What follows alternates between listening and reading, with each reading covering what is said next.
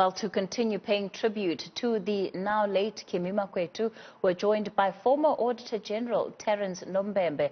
Good evening, Mr. Nombembe, and thank you so much for your time. Perhaps your own reflections on the life of Kimi Makwethu. Thanks very much, Cathy, and to the viewers as well. Well, my reflection is basically that of a man of immense principles, particularly the principles that define what the goodness is about in our society.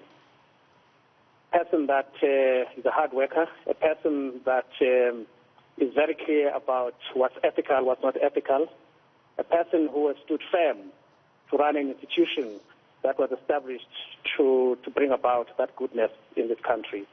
It's always work that will always be work in progress, but the institution is there to make sure that at the end of the day, goodness does prevail and governance with its good principles do prevail in South Africa. You are the individual, of course, that handed the baton over to Mr. Makwethu, if I can put it that way. Let's talk a little bit about the kind of relationship you had. A very good relationship, which was characterized by collaboration, characterized by synergies, characterized by complementing one another, and understanding the role of a Deputy Auditor General and that of the Auditor General, and living through to the requirements of the Act, the Public Audit Act, that the Auditor General is there to run the engine room of the office, and the Auditor General is there to basically direct the values of this office and be the face of the office outside there. And I think it's important that those principles and those roles are clearly observed and respected for the office to run effectively and harmoniously.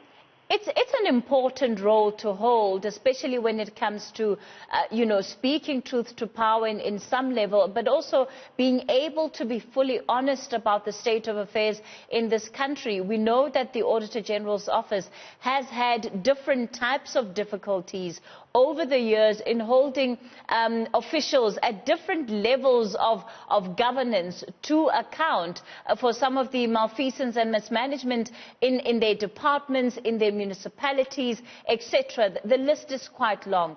As somebody who has worked in that particular office, how difficult is it to be able to continue doing one's job, and yet you seem to be going against the tide?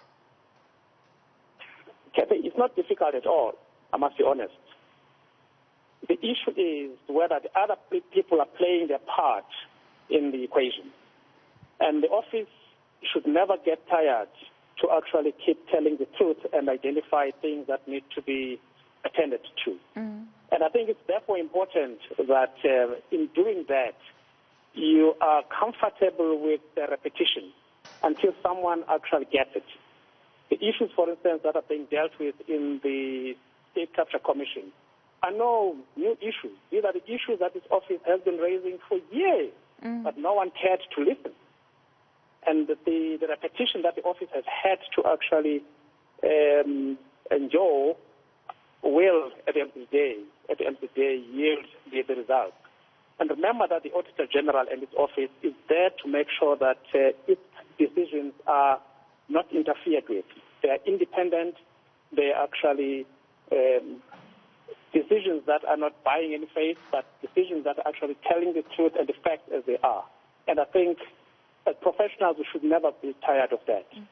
But we should drill down to identifying where the problems are. And if we go back to the history and the records of this office, you will look at the consistency of the messages, which at the end of the day, until there's commitment, political commitment at the government level, would now begin to get this country right. What does that commitment need to look like from a practical point of view? You mean from the audit office or from the... From the government, apologies, from the government. Well, Cathy, it's simple. People must do the jobs that they're actually appointed and placed into office, and responsibilities to actually pursue. As long as people get into the jobs to actually do things that are contrary to what they are put in those jobs to do, and they get away with it, then you've got a problem. And it really should not take a question of having a highly intense and complicated process like the State Capture Commission to start, unveiling those things. Those things are actually black and white. And if people decide to override the powers that they're given, then we've got a problem. It's a basic, principle in auditing. It's a basic principle in fraud. It happens when leaders start to override their authority. That's where the problem starts. And that must be stopped.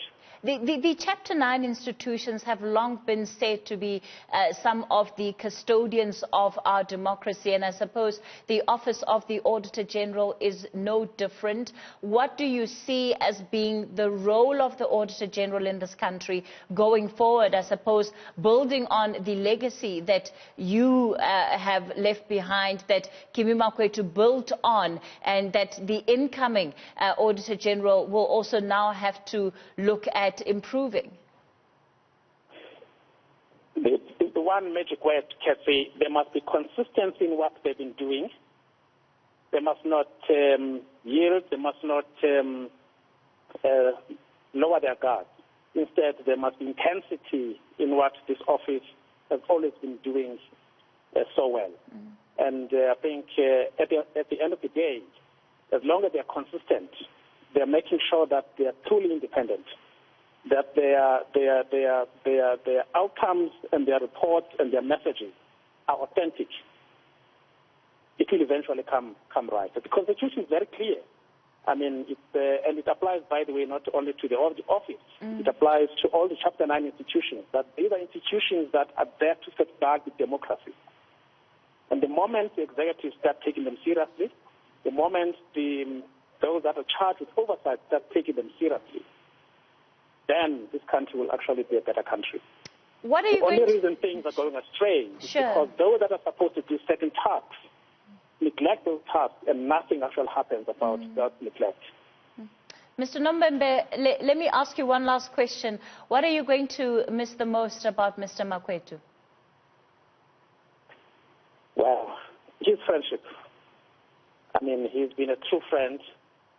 He's been a genuine friend.